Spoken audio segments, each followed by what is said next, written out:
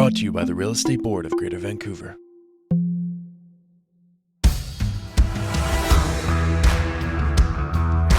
Standards Matter, a podcast about professionalism and accountability in real estate.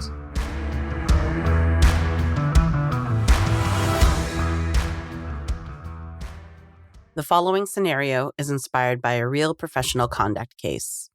Some details have been altered for storytelling purposes, and we've removed all identifying information to respect the privacy of those involved. Disha Kaur was on edge.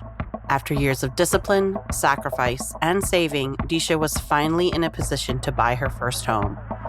For over 2 months, she had been working with Carson Murphy of Good Home Realty, searching for the perfect place. The market was moving fast, and Disha had seen her fair share of disappointment. Luckily, Carson had been a rock for her during this often frustrating experience. Disha's friend referred her to Carson, and the two hit it off. Carson was a no-nonsense realtor, willing to support her throughout the process. And that night, she needed that support. It was 10:55, and Disha had been nervous all day. Carson was at her tiny one-bedroom rental in Kitts for the past hour. They were waiting on a response on their latest counteroffer on Disha's dream home in Port Moody. It was perfect for her. Close to transit, minutes from some of the best local trails, and of course, walking distance from Brewers Row. But Disha had been through this scenario before. The thought of losing out on another condo was weighing on her. Carson was confident. He started his career during the boom period of 2015. While he was only a few years into it, Carson was well versed in this scenario. While not promising the moon, he explained that while there was another buyer interested days ago, and Disha's first offer was rejected, her latest counter was likely the only offer in consideration. In fact, he spoke with the seller's realtor earlier that day, and they didn't disclose any new offer. Chances were the home was hers. Carson's phone buzzed on the table. Excited, he lunged towards it. It was the seller's realtor. "Sorry," the text read. "We accepted another offer." Disha noticed the smile drop from Carson's face. It was bad news. But how, Carson thought? There were no other offers. They were negotiating back and forth for days. He did his due diligence. Something was up, and he was going to find out.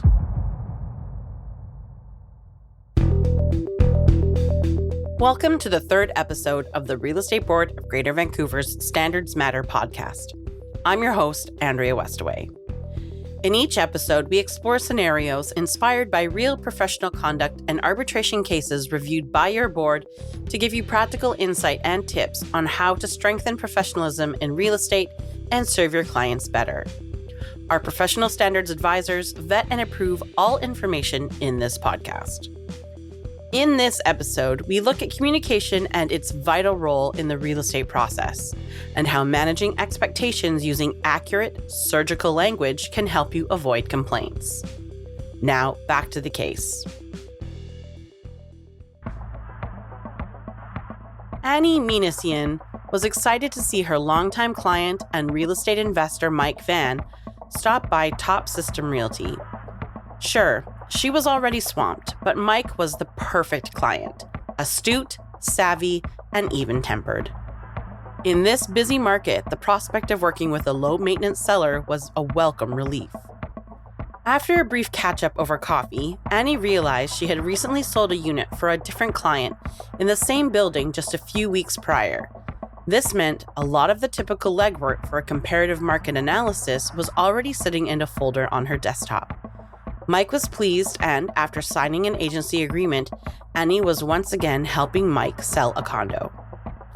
That night, after negotiating a sale, putting together 3 offers, and editing a virtual showing video, Annie started building Mike's CMA. She sent it to him with a suggested list price and went upstairs for a good night's sleep. Mike called the next day. He liked the CMA, but felt the hot market could fetch him a higher return. Annie obliged and listed the condo at Mike's suggested price. At this price, she thought, she'd need to be aggressive in her marketing to garner interest. She scheduled an open house and began promoting it on social media. A few days before her planned open, Annie received a text from Carson Murphy of Good Home Realty. He had a client who was interested in the place and planned to send an offer. She responded courteously, received the offer, and presented it to Mike. Because it was below the asking price, Annie advised that they should wait until after the open house to see if they got more offers, even though that meant letting this offer expire. The open house came and went, and thanks to Annie's social media savvy, it was a success. There was lots of traffic, and one potential buyer planned to make an offer. Annie was excited, but when she woke up the next morning, there was nothing in her inbox. Her phone buzzed. It was Carson. He was looking to see what the status of the home was. Annie mentioned another offer could be coming shortly, and she'd get back to him. Annie decided to be proactive and reached out to the potential buyer's realtor. The two chatted, and the realtor said his client was willing to make an offer on the condo at the list price. Jokingly, she told him she'd hold him to it. The two chuckled, and she hung up. But still no offer came in. The next day, Carson called again. He was persistent, asking if other offers had come. Annie answered with a firm yes. It was a verbal offer in her mind. Besides, Mike wasn't going to accept anything that wasn't at least asking. Mentioning the competition would help signal to Carson that his client needed to do better. This was part of the process that Annie lived for, the negotiation. Carson's second offer was closer to what Annie was hoping for, but still seemed low. She discussed the two options with Mike, and they agreed to make a counteroffer that expired the next evening. Annie hoped the pressure would motivate Carson and his client to make a higher offer. It worked. Carson soon phoned Annie. He asked about any new offers. Annie said there aren't any new offers or counteroffers. She started to chew the inside of her lip. Without the leverage of another offer, she was worried she wouldn't get the price she wanted. The next day, she received a call from an unknown caller who introduced himself as Gary Lapointe. The name rang a bell, and Annie realized he was at the open house days ago. Gary wanted to make an offer with no conditions and significantly over asking. It was too good to be true. He mentioned he was unrepresented, and Annie got to work right away on drafting an offer for him. She finished up and called Mike to set up an 8 p.m. meeting to present Gary's offer. A notification then popped up on her laptop. It was a further counteroffer from Carson to expire at 11 p.m. While it was in line with what Annie thought the home was worth, the new offer from Gary was much better. Throughout the day, her phone wouldn't stop buzzing. It was Carson. He was being persistent. She kept her responses brief, things like, "We're reviewing the offer," and "Still waiting on my client." Finally, that afternoon, Carson called her. Annie mentioned her plan to present the latest counteroffer to Mike that night. Annie tried to maintain her professional tone, but sensed that he could hear the frustration in her voice. But there was something she left out of the conversation: Gary's unconditional offer. Later that evening, Annie made her way to Mike's place with the golden offer from Gary in hand. She presented it alongside Carson and Disha's. It was a no-brainer for Mike. He accepted Gary's offer as Annie expected. Her client was happy, and so was she. As Annie left Mike's place, she looked down at her watch. It was late, much later than she thought, almost 11 p.m. She realized she hadn't let Carson know that Mike rejected the offer. Their counter expired at 11 anyways, but she thought it was a professional gesture to send Carson a text advising that another offer had been accepted. Annie came home, toasted herself with a glass of wine, as was her tradition, and slipped away into a peaceful night's sleep, unaware of the storm that was brewing for her. The next morning, her phone rang. It was Carson, and he was livid. "You never said a word about a competing offer," he said. "We were in contact all day. When did the offer come in?" he asked. Annie replayed the previous day's conversations in her head. She explained it was a last-minute offer from an unrepresented buyer. She was sorry his client lost out, but she was just following her client's instructions. It was the better of the two deals.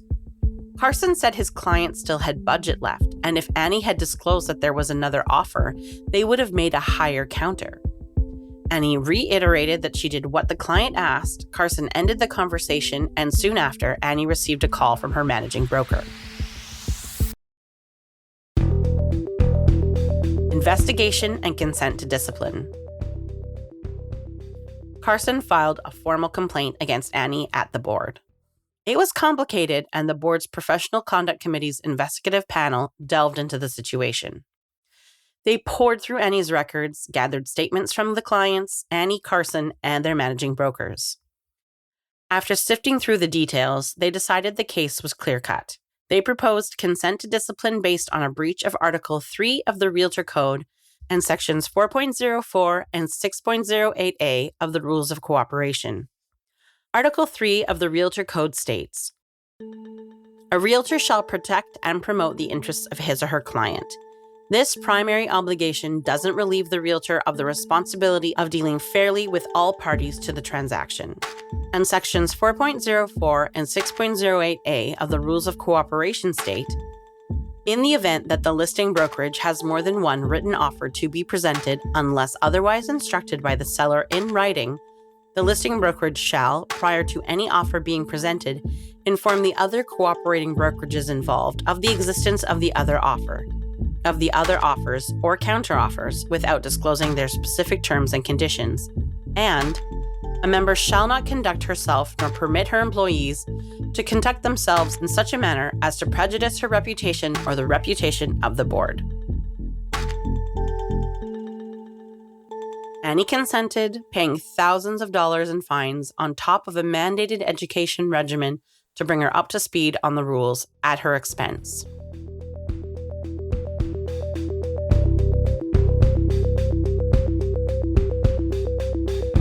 Preventative action. What could Annie have done to avoid a situation like this? We sat down with ethics guy Kim Spencer, REBGV's Manager of Professional Standards, to discuss the case.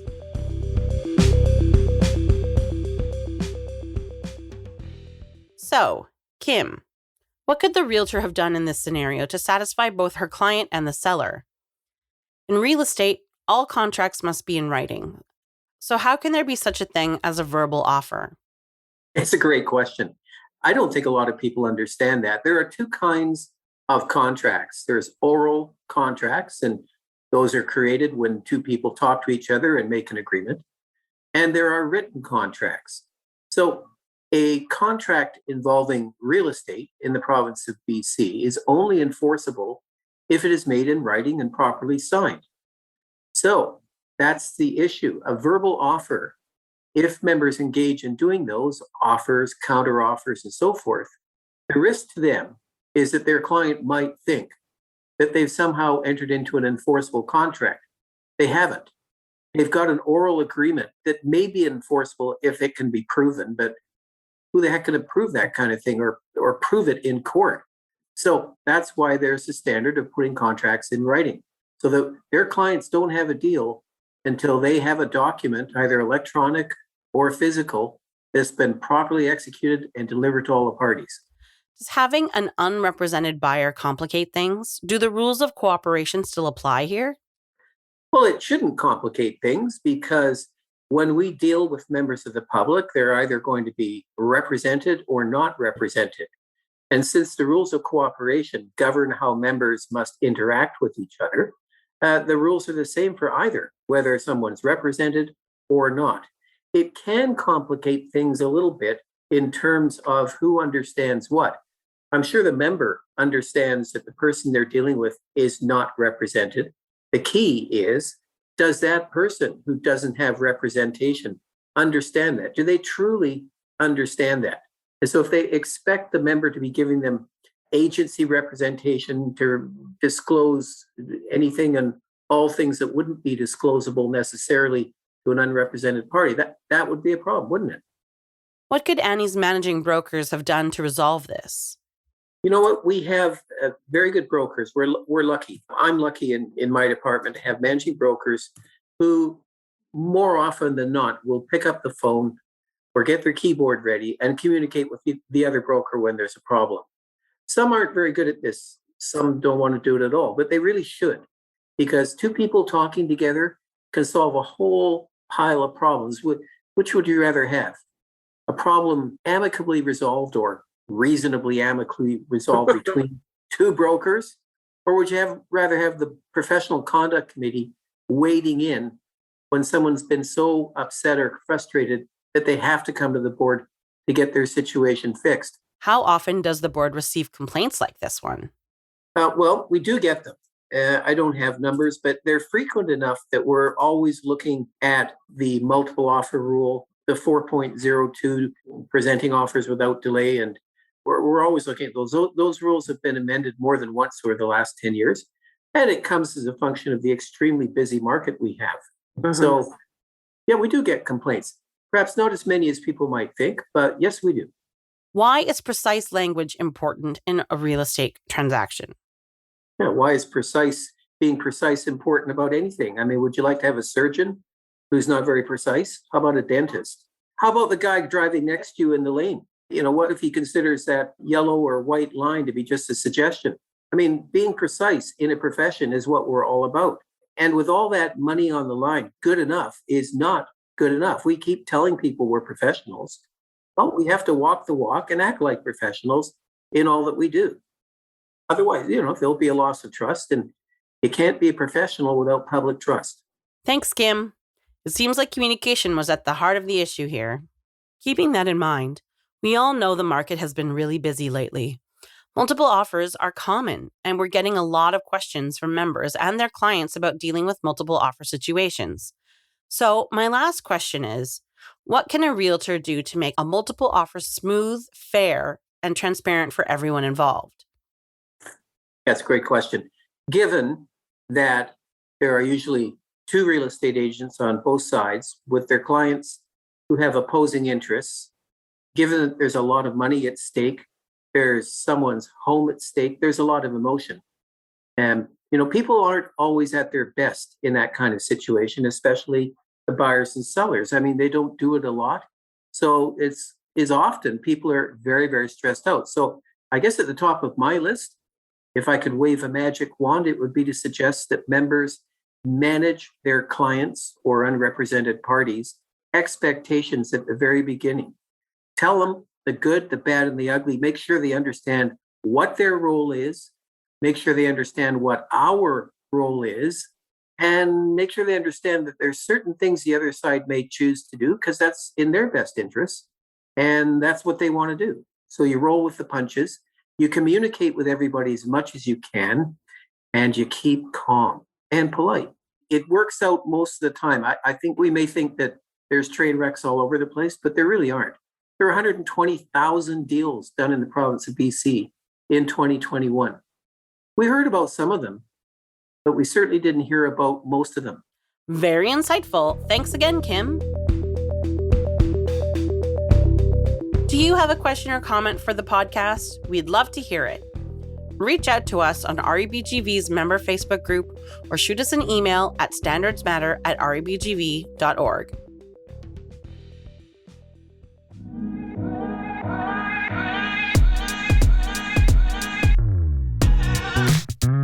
For more information on professionalism, including our conduct and arbitration cases, visit our member website at www.rebgv.ca.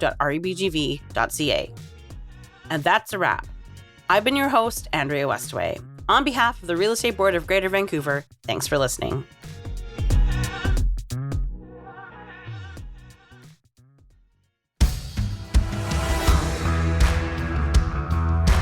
Thanks for listening to Standards Matter. If you enjoyed this podcast, please rate us and subscribe in your favorite podcast app.